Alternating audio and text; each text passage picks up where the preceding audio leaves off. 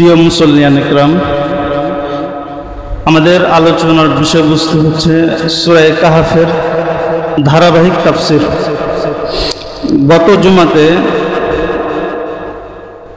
আমি আলোচনা করতে গিয়ে বলেছিলাম যে একদিন মক্কার কাফেরেরা রাসূল আকরাম সাল্লাল্লাহু আলাইহি ওয়াসাল্লামের কাছে এসে তিনটি ঘটনা জানতে চাইল। এক নং ঘটনা ছিল, প্রাচীন যুগে কিছু যুবক নিজেদের ঈমান হেফাজতের জন্য জালিম বাদশাহ থেকে পলায়ন করে গর্তে আশ্রয় নিয়েছিল। পরবর্তীতে যারা আসহাবে কাহাফ ও আসহাবে রকিম নামে পরিচিত পেয়েছিল, যেই নামেই আল্লাহ তাআলা পবিত্র কোরআন কারিমে তাদেরকে সম্বোধন করেছেন। মোট কথা, তারা আসহাবে কাহাফের ঘটনা জানতে চেয়েছিল। তো সেই ঘটনাটি আল্লাহ তাআলা সূরা কাহফের ৯ নং আয়াত সহ তার পরের কিছু আয়াতে বর্ণনা করেছেন। মহান আল্লাহ তাবারক ওয়া তাআলা আসহাবে কাহাফ সহ আরো কিছু ঘটনা এই পবিত্র আল কোরআন কারিমের মধ্যে বর্ণনা করেছেন, এবং ঘটনাগুলো বিশেষ উদ্দেশ্যে বর্ণনা করেছেন। ঘটনা বর্ণনা করার ক্ষেত্রে আল্লাহ তাআলার মূলনীতি হলো যে ঘটনার ঐতিহাসিক ভৌগোলিক কোনো আলোচনা না করা, এবং ঘটনাটি উদ্দেশ্যের সাথে যতটুকু সম্পৃক্ত অতটুকু বর্ণনা করা। এই জন্যই তো পবিত্র আল কোরআন কারিমে যত ঘটনা আল্লাহ তাআলা বর্ণনা করেছেন, কোনো ঘটনা পূর্ণভাবে বর্ণনা করেন নাই, শুধুমাত্র ইউসুফ আলাইহিস সালামের ঘটনা ছাড়া। আবার যেই ঘটনাগুলো বর্ণনা করেছেন সেগুলোর তারিখ, কত তারিখে এটা হয়েছে এবং তার স্থান কোথায়, কোনো কিছুই বর্ণনা করেন নাই। সেই সচরাচর মূলনীতির আলোকেই আল্লাহ তাআলা আসহাবের কাহাফের যে ঘটনা পবিত্র কোরআন কারিমের মধ্যে বর্ণনা করেছেন, পূর্ণ ঘটনা বর্ণনা করেন নাই, বরং যতটুকু প্রয়োজন ছিল ততটুকু বর্ণনা করেছেন। এবং এই ঘটনার ইতিহাস কত তারিখে সংঘটিত হয়েছে এটাও আল্লাহ বলেন নাই। আবার এই ঘটনাটি কোথায় ঘটেছে এটিও আল্লাহ তাআলা বর্ণনা করেন নাই। তো আল্লাহ তাআলা পবিত্র আল কোরআন কারিমের মধ্যে আসহাবে কাহফের ঘটনা যতটুকু বর্ণনা করেছেন, আমরা অবশ্যই ততটুকু ঘটনা আয়াত থেকে আমরা জানব। তার আগে, যেহেতু মানব স্বভাব ঐতিহাসিক স্বভাব, মানুষ ইতিহাস জানতে, শুনতে, পড়তে, ঘাটাঘাটি করতে পছন্দ করে, তাই ইতিহাসবিদরা এই আসহাবে কাহফের তারিখ, তার ভৌগোলিক স্থান, এগুলো নিয়ে তারা ঘাটাঘাটি করছে। তো ইতিহাস সংক্রান্ত বা ইতিহাসের সাথে সম্পৃক্ত কিছু জিনিস আমরা এখন জানব। উল্লেখ্য যে এই ইতিহাসের সাথে যে কথাগুলো আছে এগুলো কোরআনুল কারিমের আয়াত বুঝার সাথে কোনো সম্পর্ক নেই। আবার যেহেতু পবিত্র আল কোরআন কারিম আসহাবে কাহফের তারিখ, স্থান ইত্যাদি বর্ণনা করেন নাই, আবার সহিহ হাদিসেও পাওয়া যায় না, তাই ইতিহাসবিদরা যখন ইতিহাস বর্ণনা করতে গিয়েছে তখন তাদের মাঝে মতানৈক্য দেখা দিয়েছে, একাধিক মত রয়েছে। আমি এখন যে কথাগুলো বলবো এগুলো প্রসিদ্ধ যে কথাগুলো সেইগুলো, এবং প্রসিদ্ধ মত যেগুলো সেগুলো। তার মানে এই মতের বিপরীতে আরো অনেক মত রয়েছে, কিন্তু এগুলোই প্রসিদ্ধ। তো ইতিহাসের সাথে সম্পৃক্ত যেই বিষয়গুলো সেগুলোর এক নং বিষয় হলো আসহাবে কাহাফ এর নাম দুইটি পাওয়া যায়, এক আসহাবে কাহাফ ও রকিম, তথা আসহাবে কাহাফ ও আসহাবে রকিম। তো আসহাবে কাহাফ এবং আসহাবে রকিমের নামকরণ, এদেরকে আসহাবে কাহাফ কেন বলা হয় এবং আসহাবে রকিম কেন বলা হয়? আসহাব শব্দের অর্থ হলো ওয়ালা, মালিক, আর কাহাফ শব্দের অর্থ হলো বড় একটি গর্ত, প্রশস্ত গর্ত। তাহলে আসহাবে কাহফের শাব্দিক অর্থ হচ্ছে যে গর্তওয়ালা বা গর্তের মালিক। যেহেতু সেই যুবকগণ গর্তে আশ্রয় নিয়েছিল, এই জন্য তাদেরকে আসহাবে কাহাফ করে নামকরণ করা হয়েছে। আসহাবে রকিম করে নামকরণ করা হলো কেন? আসহাবে কাহাফ করে নামকরণ করার কারণ হলো একাধিক। রকিম শব্দের অর্থ হলো লিখিত তক্তা তথা সাইনবোর্ড, তাহলে আসহাবে রকিমের অর্থ হলো সাইনবোর্ডওয়ালা। তো এদেরকে আসহাবে রকিম করে নামকরণ করা হলো কেন? যখন যুবকগণ বাদশাহ থেকে পালিয়ে গর্তে আশ্রয় নিল, তখন ওই সময় বাদশাহ তাদের নামগুলো সাইনবোর্ডে লিখে ওই গর্তের দরওয়াজাতে লটকে দিয়েছিল, টাঙিয়ে দিয়েছিল। এই জন্য এদেরকে আসহাবে রকিম বলে। আবার কেউ কেউ বলে যে রকিম এটি গর্তের নাম, যে গর্তে যুবকরা আশ্রয় নিয়েছিল।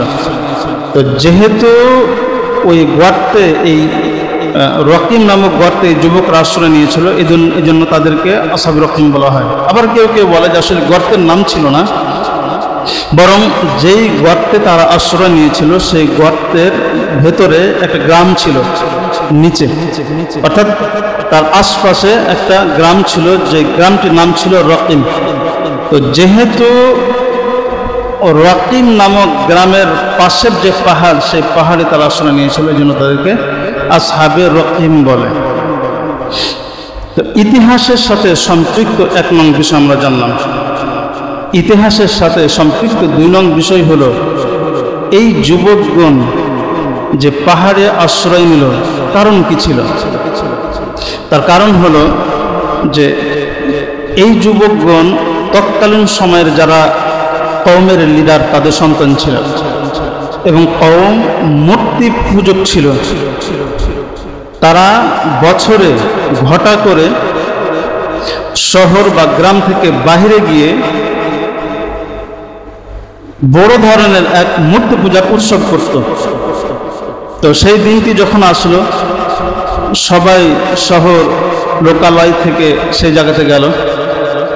যাওয়ার পরে যখন মূর্তি পূজা শুরু হলো, তখন ওই সময় এরা মূর্তি পূজা না করে দাঁড়িয়েছিল। মনে মনে ভাবলো, আমরা যদি মূর্তি পূজা না করি, যেহেতু আমরা লিডারদের সন্তান, অনেক কথা আসতে পারে, তাই প্রথমে একজন যুবক একটি গাছের নিচে গিয়ে আশ্রয় নিল। এভাবে পর্যায়ক্রমে সবগুলো যুবক গাছের নিচে আশ্রয় নিল। কিন্তু কেউ জানতো না যে তারা কেন, একে অপরের বিষয়টি জানতো না যে কেন তারা গাছের নিচে আশ্রয় নিল। সবাই চুপচাপ ছিল, ভয় কাজ করছিল যে যদি আমরা আমাদের মত প্রকাশ করি, তাহলে এটা বাদশাহ পর্যন্ত পৌঁছলে আমাদের ক্ষতি হবে। তা কেউ কোনো কথা বলতেছিল না। তো সাহস করে একজন যুবক আরেকজন যুবককে বলে যে এখানে আসার কারণ কি? ওই যুবক সাহস করে বলা শুরু করছে যে আমি এখানে এসেছি এই জন্য যে মূর্তি পূজা, মূর্তি আমাদের কখনো মাবুদ হইতে পারে না। কারণ মূর্তি এগুলো কিছু পাথর বা মাটির তৈরি, জড় পদার্থ, কথা বলতে পারে না। আমাদের লাভ লোকসানের সে মালিক না। আমাদেরকে যিনি সৃষ্টি করেছেন, যিনি আসমান জমিন সৃষ্টি করেছেন, তিনি ইবাদতের হকদার। তো যেই ইবাদতের হকদার, তার ইবাদত না করে মূর্তির ইবাদত কেমন করি? এই জন্য আমি সেখান থেকে চলে এসেছি। তো যখন একজন ব্যক্তি কথা বলছে, তখন বাকিরাও বলছে যে হ্যাঁ, আমরা তো এই কারণে এসেছি। তো যুবকদের মত যখন এক হলো, তখন তারা সেখান থেকে সরে গিয়ে আলাদা একটা ইবাদতখানা তৈরি করলো। সেই ইবাদতখানায় তারা ইবাদত শুরু করলো। কিছুদিন পরে কোনো একজন চুগলখোর এদের ইবাদতের কথা তৎকালীন যে বাদশাহ ছিল, নাম ছিল তার দাকিয়ানুস, দাকিয়ানুসকে গিয়ে বলে দিয়েছে। এই দাকিয়ানুসও কিন্তু জালেম এবং মূর্তি পূজক ছিল। তাদেরকে ডাকলো, ডাকার পরে ইবাদতের কারণ জিজ্ঞেস করলো যে কার ইবাদত করো? সবাই একসাথে জোর গলায় বলছে যে যিনি আমার এবং আপনার রব, তার ইবাদত আমরা করি।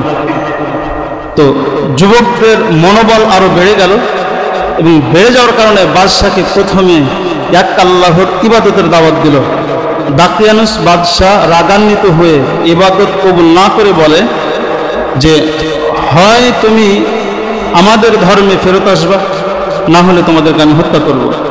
তো তোমরা যেহেতু যুবক, আমি চাইলে এখন হত্যা করে দিতে পারতাম, কিন্তু করলাম না, সময় দিলাম, এই সময়ের মধ্যে তোমরা ফেরত আসবা।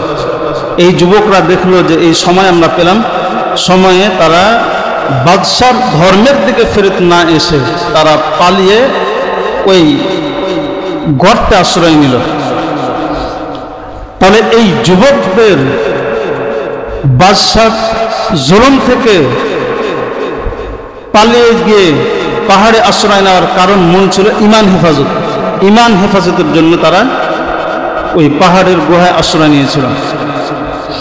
তো সংক্ষিপ্ত কথা হচ্ছে যে যুবকগণ পাহাড়ের গুহায় আশ্রয় নিয়েছিল কেন? উত্তর হলো যে তারা নিজেদের ঈমান হেফাজতের জন্য পাহাড়ের গুহায় আশ্রয় নিয়েছিল। ইতিহাস সংক্রান্ত 3 নং বিষয় হলো এই যে ঘটনাটি ঘটছে পাহাড়ের আশ্রয় নেওয়া, এটি সময়কাল তারিখ কত?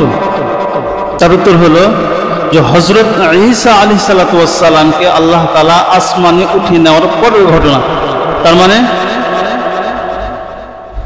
ইতিহাসবিদরা লিখেছে যে প্রথম খ্রিস্ট শতাব্দী থেকে নিয়ে 300 খ্রিস্ট শতাব্দীর মাঝখানে হয়েছে। আবার কেউ কেউ এটিকে আরো পরিষ্কার করে দিয়েছে যে 250 খ্রিস্টাব্দে এই ঘটনাটি ঘটেছে। ইতিহাস সংক্রান্ত 4 নং বিষয় হলো এই গর্তটি বর্তমানে কোথায় অবস্থিত? তার উত্তর হলো একাধিক মত পাওয়া যায় যে গর্তটি কোথায়, তবে প্রসিদ্ধ 2টি মত। 1 নং মত হলো এই গর্তটি বর্তমান যে তুরস্ক আছে, তুরস্কের একটা আফসুস নামক শহর আছে, যার ইসলামী নাম হলো তরসুস। এই তরসুস শহরে, তাহলে গর্তটি আছে তুরস্কের আফসুস নামক শহর, যেটির বর্তমান নাম তরসুস। এই তরসুস শহরে অবস্থিত। 2 নং মত হলো যে জর্ডানের বর্তমান রাজধানী আম্মান, এই আম্মানের পূর্ব পাশে একটি গ্রাম আছে আল রাজিব নামক, আল রাজিব নামক গ্রামে এই পাহাড়টি অবস্থিত। তাহলে ইতিহাস সংক্রান্ত 4 নং বিষয় আমরা জানলাম। ইতিহাস সংক্রান্ত 5 নং বিষয় হলো এই যুবকদের ধর্ম কি ছিল? তার উত্তর হলো এদের ধর্ম ছিল নাসারা ধর্ম। হযরত ঈসা আলাইহিস সালাতু ওয়াস সালামের ধর্ম তারা পালন করত। ইতিহাস সংক্রান্ত 6 নং বিষয় হলো যুবকরা গর্তে প্রবেশের পর তারা কি করেছিল? তার উত্তর হলো তারা ঘুম গিয়েছিল। এটা কোরআন কারীমের আয়াতের মধ্যে আছে যে আসহাবে কাহফের যে যুবকরা এরা ঘুম গিয়েছিল গর্তে ঢোকার পর। এবং ঘুমের মেয়াদকাল কত ছিল? ঘুমের মেয়াদকাল ছিল 309 বছর। সুবহানাল্লাহ, এক ঘুমে 309 বছর পার হয়েছিল। ইতিহাস সংক্রান্ত যে 309 বছর আসহাবে কাহফের যুবকরা গর্তে প্রবেশের পর 309 বছর ধারাবাহিক টানা ঘুম পেড়েছে। ইতিহাস সংক্রান্ত 6 নং বিষয় হলো 6 নং না 7 নং বিষয়টা। ইতিহাস সংক্রান্ত 7 নং বিষয় হলো যে এরা কি এখনো জীবিত নাকি মারা গিয়েছে?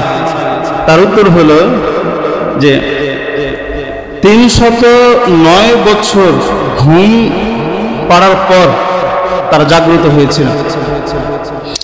জাগ্রত হওয়ার পর যে সময় তারা তৎকালীন বাদশাহ পেয়েছিল, সে মুসলমান ছিল, নাম ছিল তার বাইদুসিস। যখন ঘুমাইছিল তখন ওই সময় জালেম বাদশাহ ছিল, নাম ছিল তার দাকিয়ানুস। ঘুম থেকে যখন জাগ্রত হলো তখন ওই সময় নাসারা ধর্মের একজন বাদশাহ ছিল, তার নাম ছিল বাইদুসিস। তো এই বাদশার কাছে খবর পৌঁছলে বাদশাহ এদেরকে নিয়ে গিয়েছিল। বাদশার সাথে সাক্ষাৎ হলো। সাক্ষাৎ হওয়ার পরে সেই বাদশার থেকে তারা বিদায় নিয়ে আসলো। বিদায় নিয়ে এসে গর্তে শুয়ে ঘুম দিল, সাথে সাথে আল্লাহ তাআলা তাদের জান কবজ করে ফেলেছে। তাহলে আমরা কি জানলাম যে 7 নং বিষয় হলো এই আসহাবে কাহাফ জীবিত না, বরং মৃত। আমি এই কথাগুলো বলার আগে বলে দিয়েছিলাম যে এগুলো ইতিহাসের সাথে সম্পৃক্ত, কোরআন ও হাদিসের সাথে কোনো সম্পর্ক নাই। কোরআন ও চুপচাপ, সহি কোনো হাদিসে এসব বিষয় পাওয়া যায় না। তাই যতগুলো বিষয় আমি বললাম এগুলো চূড়ান্ত ফয়সালা না, ঐতিহাসিক কথাবার্তা। তাহলে রসুল আকরাম সাল্লাল্লাহু আলাইহি ওয়াসাল্লামের জন্ম কয় বছর, কোন খ্রিস্টাব্দে? 570 খ্রিস্টাব্দে হয়েছে। আর এরা যখন গর্তে ঢুকছে তখন 250 খ্রিস্টাব্দ, আবার ঘুমাইল 309 বছর। তাহলে 309 বছর যদি সে যোগ হয় তাহলে কত হলো? 350, 450, 550, আবার 9, 559 খ্রিস্টাব্দে। আবার রসুল জন্মগ্রহণ করছে কখন? 570 খ্রিস্টাব্দে। তার মানে রসুলের জন্মের 11 বছর আগের ঘটনা। তারা জীবিত হয়েছে আবার মারা গিয়েছে। তাহলে ইতিহাস সংক্রান্ত আমরা 7টি বিষয় জানলাম আসহাবে কাহাফ সম্পর্কে। এবার আল্লাহ তাআলা কোরআনুল কারীমের মধ্যে আসহাবে কাহাফ সম্পর্কে যে ঘটনাটি এনেছেন সে ঘটনাটিকে আমরা দেখি। মহান আল্লাহ তাবারক ওয়া তাআলা সূরা কাহফের 9 নং আয়াতে বলে, আম হাসিবতা আন্না আসহাবাল কাহফি ওয়ার রাকিম কানু মিন আয়াতিনা আজাবা। আল্লাহ তাআলা তার প্রিয় হাবিব মুহাম্মদুর রাসূলুল্লাহ সাল্লাল্লাহু আলাইহি ওয়াসাল্লামকে সম্বোধন করে বলে, হে নবী, আপনি কি ধারণা করেন যে আসহাবে কাহাফ বা আসহাবে রকিমের যে ঘটনাটি, এই ঘটনা আমার নিদর্শনের এক বিরল ঘটনা। পবিত্র কোরআনুল কারীমে এর চাইতে আর কোনো বিরল ঘটনা নেই। আপনি কি এরকম মনে করেন কিনা? তার মানে আল্লাহ তাআলা আল্লাহর রাসূলকে কথা বলতে চাইতেছেন আসহাবে কাহফের ঘটনা যতই বিরল হোক না কেন, এর চাইতেও বহু বিরল ঘটনা পবিত্র আল কোরআনুল কারীমের মধ্যে আছে। সুবহানাল্লাহ। তো ঘটনাটি কেমন হলো? আল্লাহ বলেন, ইয আওয়াল ফিতয়াতু ইলাল কাহফি ফাকালু রাব্বানা আতিনা মিন লাদুনকা রাহমাতান ওয়া হাইয়্ লানা মিন আমরিনা রাশাদা। ইয আওয়াল ফিতয়াতু, যে সময় যুবকগণ আশ্রয় নিয়েছিল কাহফি গর্তে, ফাকালু, তখন তারা গর্তের মধ্যে এসে আমি আল্লাহ তাআলার কাছে দোয়া করে বলেছিল, রব্বানা আতিনা, হে আমাদের প্রতিপালক, আপনি আমাদেরকে দান করুন, মিল্লাদুনকা, আপনার পক্ষ থেকে, রহমাতান, রহমত। কারণ আমরা জালেম বাদশার কাছ থেকে পালিয়ে তোমার উপর যে ঈমান এনেছি, ঈমান হেফাজতের জন্য এখানে এসেছি। সুতরাং আমাদের তোমার যে রহমত, সেই রহমত অনেক দরকার আছে। ওয়াহাইয়্ লানা মিন আমরিনা রাশাদা, এবং তুমি আমাদের যত যাবতীয় বিষয় আছে সবগুলোকে ইসলাহ করে দাও। তার মানে তুমি আমাদেরকে হেদায়েত দান করো এবং আমাদেরকে সঠিক পথ প্রদর্শন করো। তো এই আয়াতের মধ্যে আমরা একটা জিনিস শিখতে পারলাম, সেটা হলো ঈমান আনলো, ঈমান আনার পরে ঈমান হেফাজতের জন্য তারা পাহাড়ের গুহায় আশ্রয় নিল। যেই ব্যক্তিরা ঈমান এনেছিল তারা যুবক ছিল। সুতরাং এর থেকে বুঝে আসে যে আমল, আখলাক, এই সবগুলো ঠিক করতে হয় বার্ধক্যে পৌঁছার সময় না, বরং তার আগে যুবক বয়সে নিজেদের আমল ঠিক করতে হবে। কোনো ব্যক্তি যদি যুবক বয়সে তার আমল ঠিক না করে, শেষ বয়সে এসে আমল ঠিক করা খুব মুশকিল হয়ে যায়। অনেকের আমল শেষ বয়সে এসে ঠিক হয়, কিন্তু পূর্বের যে অভ্যাসগুলো সেগুলো তার জেহনে থেকে যায়, ব্রেনে থেকে যায়। এই জন্য আমরা যারা যুবক আছি আমাদের আমল এখনই ঠিক করতে হবে, আমাদের গুনাহ ছাড়ার দরকার। আমরা যদি দেখি আমাদের জীবনটা সঠিক পথে চলছে না, তাহলে অবশ্যই সেই পথ থেকে ফেরত এসে সঠিক পথে পরিচালিত হতে হবে। আবার ঈমান হেফাজতের জন্য পাহাড়ের গুহায় আশ্রয় নিল, এটার থেকে আরো একটু শিকার আছে। সেটি হলো, কেউ যদি নিজের বাসস্থানে থেকে নিজের ঈমান হেফাজত করতে না পারে, তাহলে তার উচিত সেই জায়গা ছেড়ে এমন জায়গায় হিজরত করা বা স্থানান্তর হওয়া যেই জায়গাতে সে নিজের ঈমান আমল সব হেফাজত করতে পারবে। এটা আমরা বুঝতে পারলাম। এরপরে এরা তো পাহাড়ের গুহায় আশ্রয় নিল, তারপরে কি হলো? আল্লাহ তাআলা বলেন, ফাদরাবনা আলা আযানিহিম ফিল কাহফি সিনিনা আদাদা, আমি তাদের উপর গর্তের মধ্যে ঘুম ঢেলে দিলাম সিনিনা আদাদা, অনেক বছর ধারাবাহিকভাবে। অর্থাৎ তারা যখন পাহাড়ে আশ্রয় নিল, যদি জেগে থাকে তাহলে মানুষ অনেক চিন্তা করবে, পেরেশান হবে। তারা পাহাড়ে ঢোকার পর আমি আল্লাহর কাছে রহমত চেয়েছে, আমি ঘুম নামক রহমত দিয়ে দিলাম। টানা 300 বছর তারা ঘুম পারল। সুবহানাল্লাহ। দেখেন, মানুষ যখন জেগে থাকে তখন ওই সময় কিন্তু পেরেশানি কাজ করে, কিন্তু যখন ঘুম চলে যায় তখন আর এই পেরেশানি কাজ করে না। জেগে থাকলে বাদশার ভয়, যে কোনো সময় প্রাণনাশের ভয় হতে পারে। এই জন্য আল্লাহ তাআলা ঘুম দান করছেন। ঘুম দিয়ে যত ধরনের পেরেশানি আছে সব দূর করে দিয়েছেন। ঘুম কিন্তু অনেক বড় একটি রহমত। যাদের ঘুম আসে না তারা জানে যে ঘুম কত বড় একটি নিয়ামত। অনেক মানুষ আছে, দিন চলে যায়, রাত চলে যায়, দিন সপ্তাহ চলে যায়, ঠিক মতন ঘুমাইতে পারে না। তারা জানে যে ঘুম আল্লাহ তাআলার কি পরিমাণ রহমত এবং নিয়ামত। তো তারা রহমত চেয়েছিল, আল্লাহ তাআলা তাদেরকে রহমত দিয়েছিলেন, ঘুম নামক রহমত। এবং 309 বছর বা 300 বছর তাদেরকে ঘুম পাড়িয়েছিলেন। এই কথাটি আল্লাহ তাআলা এখানে বলছে। এরপরে আল্লাহ তাআলা কি করলেন? ঘুম পাড়ানোর পরে আল্লাহ বলে, সুম্মা বাআসনাহুম লিনা'লামা আইয়ুল হিজবাইনি আহসা লিমা লাবিথু আমাদা। 309 বছর ঘুম পাড়ানোর পরে আমি তাদেরকে জাগ্রত করলাম। কেন জাগ্রত করলাম? লিনা'লামা, যাতে আমি দেখি আইয়ুল হিজবাইনি আহসা লিমা লাবিথু আমাদা, যে তাদের মধ্যে কে গর্তে থাকার মুদ্দত বেশি স্মরণ রাখতে পারে। তার মানে আল্লাহ তাআলা বলতেছেন যে আমি তাদেরকে 309 বছর ঘুম পাড়ালাম। ঘুম পাড়িয়ে আমি তাদের মেধা শক্তি যাচাই করলাম, যে তারা কে এই গর্তে ঘুমানোর মেয়াদ সময়কাল স্মরণ রাখতে পারে। এই জন্য আমি তাদেরকে ঘুম পাড়াইলাম। ঘুম পাড়ানোর পরে জাগ্রত করলাম। এরপরে আল্লাহ তাআলা বলেন, নাহনু নাকুসসু আলাইকা নাবাআহুম বিল হাক্কি। অনেকেরই ধারণা হইতে পারে যে 309 বছর ঘুম কেমনে সম্ভব, আবার জাগ্রত করা কেমনে সম্ভব। আল্লাহ তাআলা বলেন যে নাহনু নাকুসসু আলাইকা, হে নবী আমি আপনার কাছে যে ঘটনাটি বর্ণনা করতেছি বিল হাক্কি, এটা কিন্তু সত্য ঘটনা, কিঞ্চিত পরিমাণ এদিক ওদিক নেই, তার মানে সব সত্য। ইন্নাহুম ফিতয়াতুন আমানু বিরাব্বিহিম ওয়াজিদনাহুম হুদা। তারা এমন যুবক যারা তাদের রবের উপর ঈমান এনেছিল এবং আমি তাদের ঈমানকে আরো বাড়িয়ে দিয়েছিলাম। তো এই জায়গাতে আরেকটু আমাদের শিক্ষা আছে, সেটা হলো যে 309 বছর ঘুম পাড়িয়েছে একটা মানুষ। মেডিকেল সায়েন্স বলছে যে যদি কোনো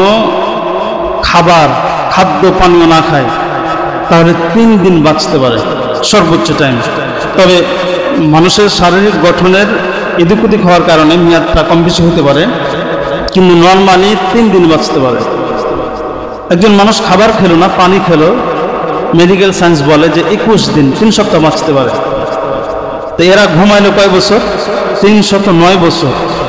309 বছর ঘুমাইলো কোনো খাদ্য পানি ছাড়া।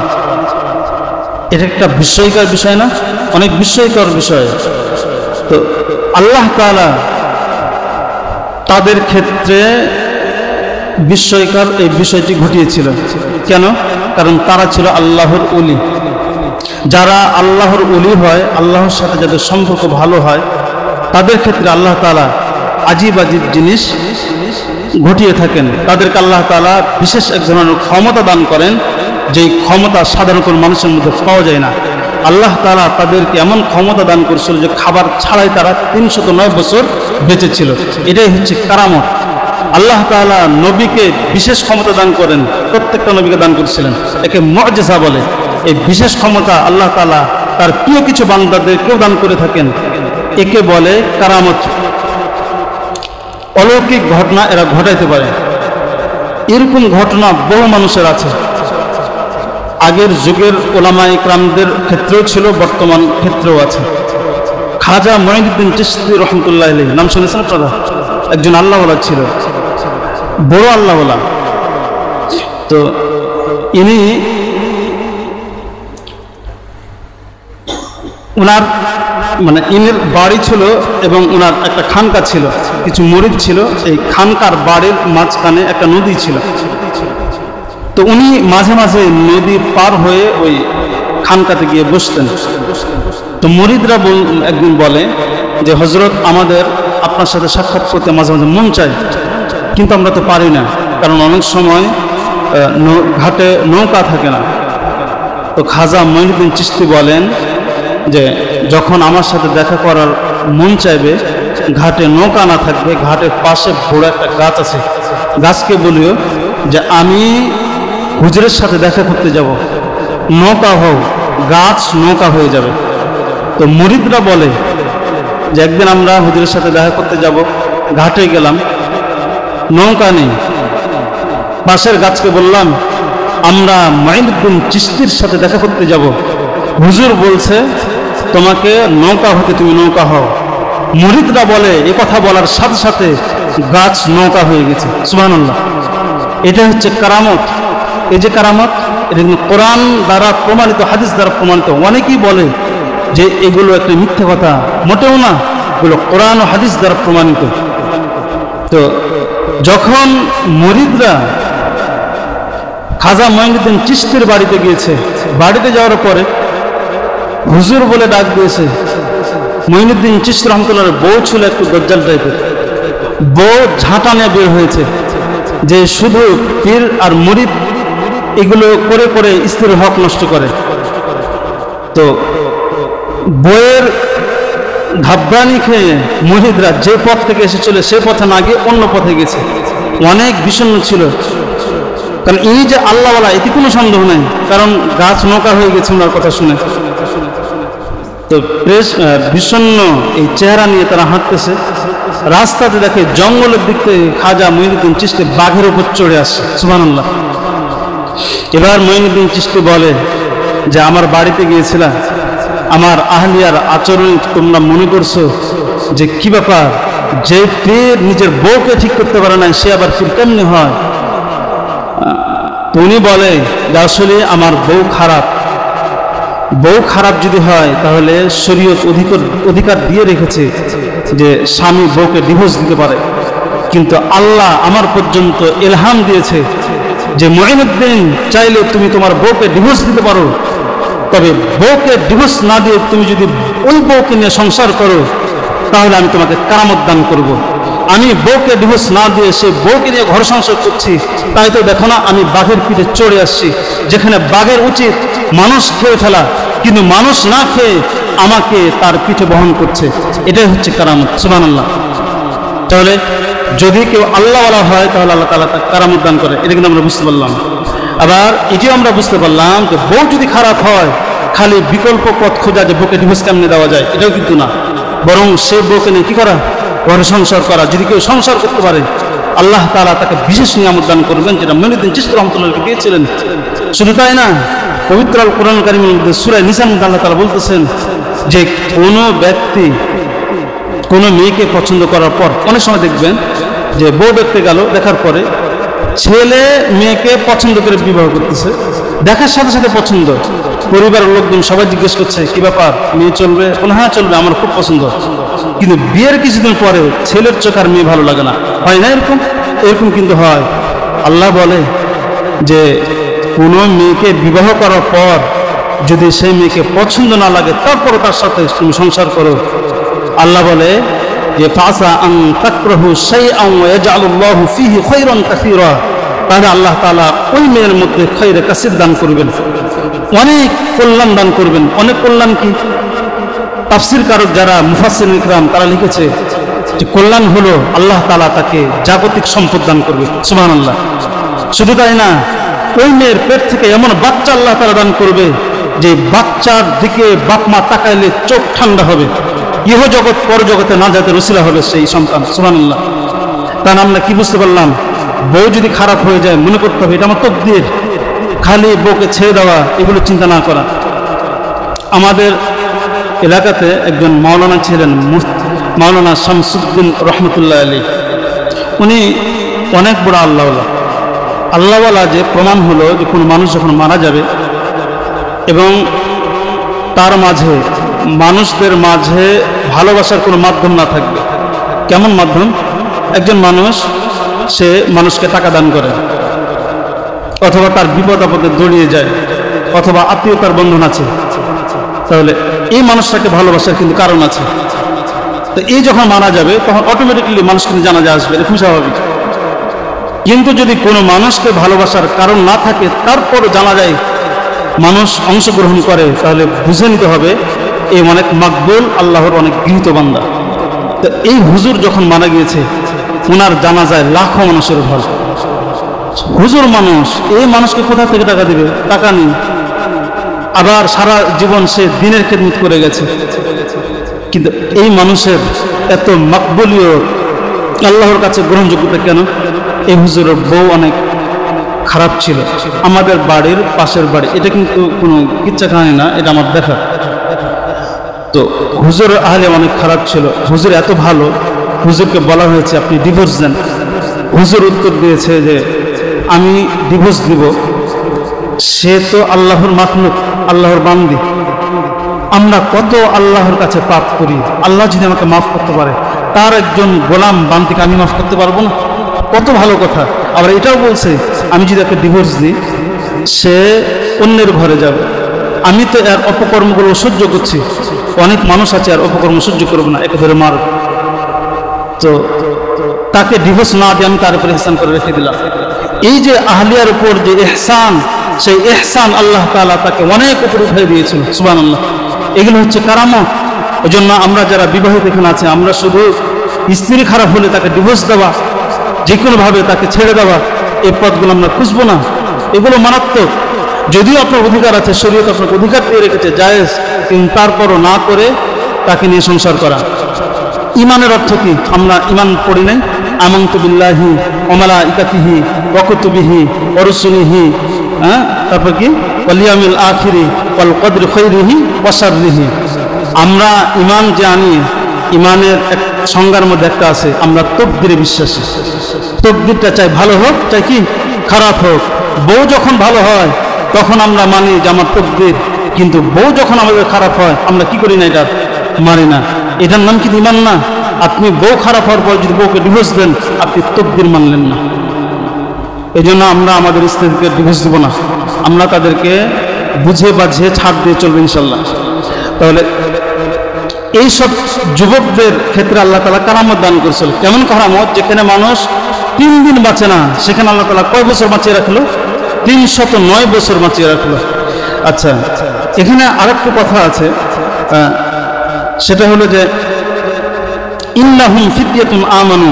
আল্লাহ তাআলা এখানে একটা কথা বলছে যে তারা তো আমি রবের উপর ঈমান এনেছিল, আমি তাদের ঈমানটি আরো বাড়িয়ে দিয়েছিলাম। কেমন বাড়িয়ে দিয়েছিলাম?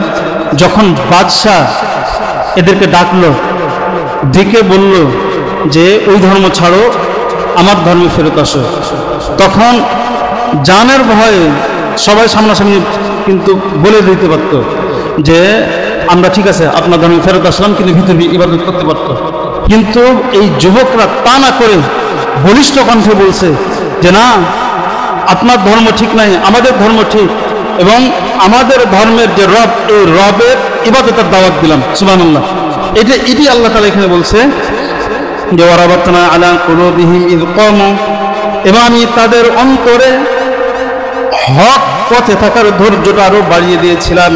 ইয কামু, যখন তারা বাদশার সামনে দাঁড়িয়েছিল, এমন ধৈর্য বাড়িয়ে দিয়েছিলাম, তাদের ঈমান এত বাড়িয়ে দিয়েছিলাম। ফাকালু, তারা বলিষ্ঠ কণ্ঠে বাদশার সামনে বলে দিল, রব্বুনা রব্বুস সামাওয়াতি ওয়াল আরদি, আমাদের রব ওই রব যিনি আসমান জমিনের রব, লান নাদউ মিন দুনিহি ইলাহান, কখনোই আমরা সে রব ছাড়া অন্য কোনো রবকে ডাকবো না।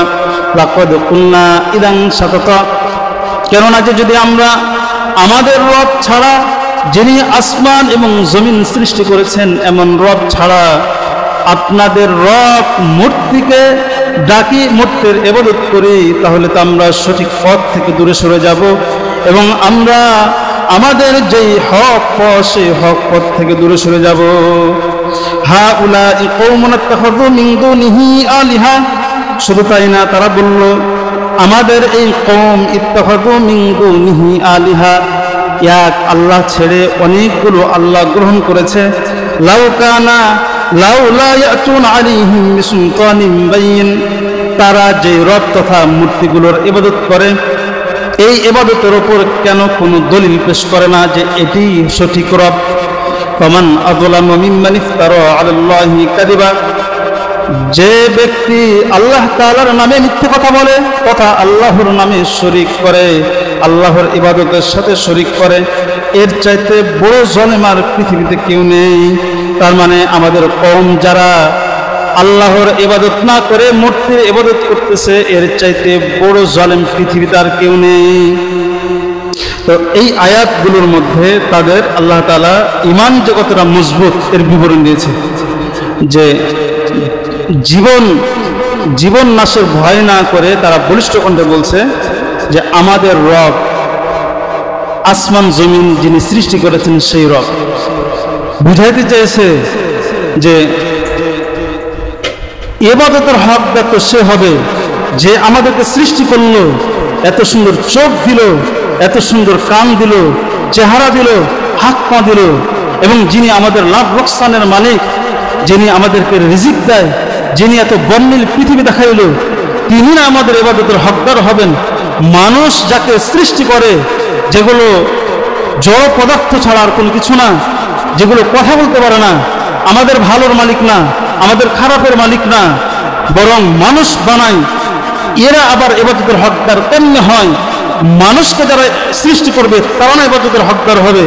আল্লাহ তাআলা তাদের ঈমান এতটাই বাড়িয়ে দিয়েছিল যে বাদশার হত্যার ভয় তাদের দিলের মধ্যে ছিল না। সুবহানাল্লাহ।